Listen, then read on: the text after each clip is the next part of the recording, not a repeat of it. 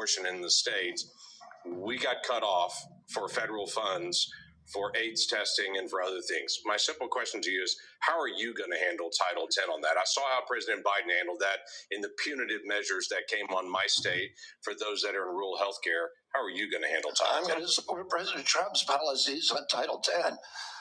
I agree with President Trump that every abortion is a tragedy.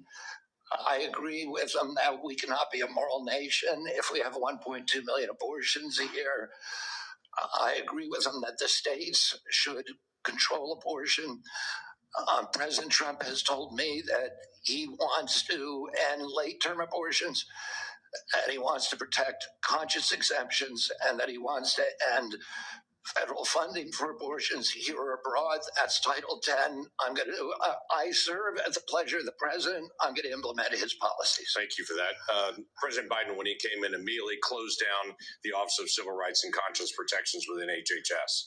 There's a statement that's come out recently that he's going to reopen that office again to be able to protect the civil rights of Americans. One of the things that Javier Becerra did immediately when he came into HHS was conscience protections for medical professionals that were being compelled against their conscience to perform medical procedures that violated their conscience. When you shop, you believe about these issues, you don't have conscience protections anymore and refuse to protect those folks.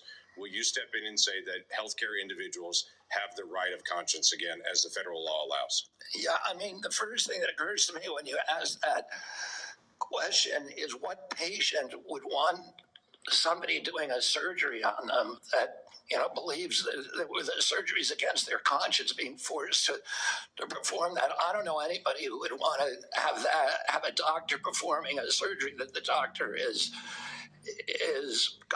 morally opposed to. Listen, I came from a family that was split on life and choice. I have cousins today who believe that abortion at any stage is equivalent to homicide. Now, there are other people who believe the opposite. But the good thing in my family that I really loved is that we were able to have those conversations and respect each other. And I wish that we could do that nationally.